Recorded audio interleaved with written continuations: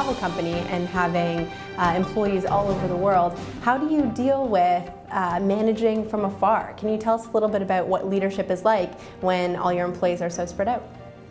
Well, it's evolved and changed over the years as we've grown, and it's been a bigger and bigger challenge for me personally, but I mean ultimately it boils down to the people you surround yourself with, attracting the best talent, having the best leaders, and creating more leaders, and creating an environment and a culture that fosters and nurtures that.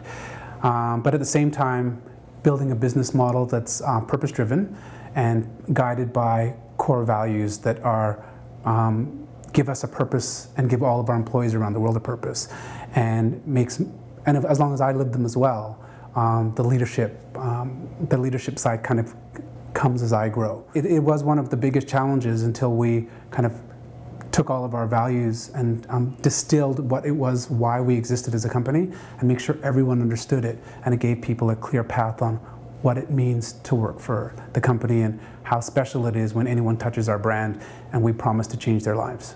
Yeah, and touching more on this point of values, which I know are so core and integral to the way GE Adventures works and works with people all over the world, what leadership trait would you say that you most admire or most look for in the leaders that manage your people all over the world?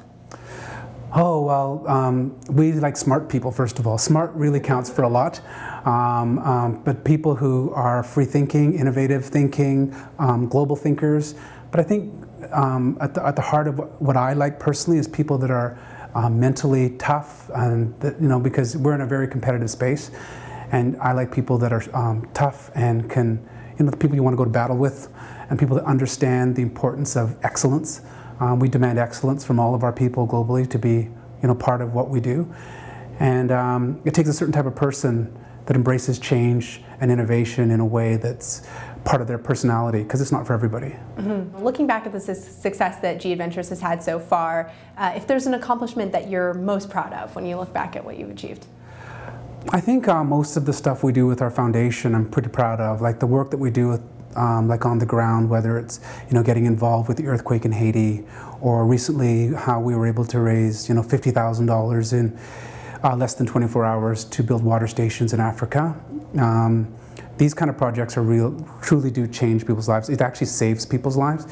And those have to be the proudest moments for me as a company. I mean, we've got a lot of awards for our business model, and it's great when other people are recognized for whether it's our innovation or our best places to work.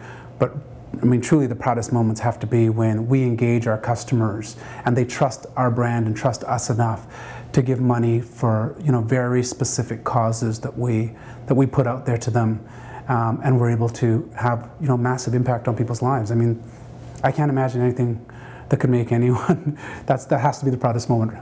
And obviously the people that take your tours feel the same way. They get involved, you reach out to them and they want to help, but probably places that they visited a lot of times. I'm wondering, you talked a little bit about your plans for growth for GE Adventures and how you plan to double the business size in the next 3 years, and that seems stunning. When you look to the future, can you talk about that growth and what you hope to achieve both on the business side and also on the sort of more cultural, philanthropic side that GE Adventures is so good at? Well, I believe that as we grow, we're able to do more great stuff. I mean, our company has done extraordinary things, and the people within our company has made it easy for me to lead the company into this in this direction. And as we grow, I mean, our motivation for growing is to be able to do extraordinary things, like whether it's a business model that's never existed or a culture that's never been seen in a company in Canada before, or engaging our customers, beyond just the product or travel. All of those things are, part of exciting part of our growth, and I mean, there's having a purpose on why we want to grow is just as important about how we communicate to our customers about why we exist and why people should travel with us. And if you don't travel with us, travel like us. And so there's a greater vision to all of that, and on getting people to truly understand what sustainability means when it comes to the idea of their holiday time. Do you think that that helps people be happier? I know happiness is a big part of your culture. Do you think that when people come back from those kind of trips, the happiness that they felt on the trip is more meaningful? Yeah, I think that people go with all kinds of expectations, and we're trying to create a very consistent experience, but we're still a niche product when it's all said and done in the travel industry. And when I read forums and things that people write, they always think, I always hear from travelers, I just booked my first Gap adventure to India, or sorry, my first G adventure to India.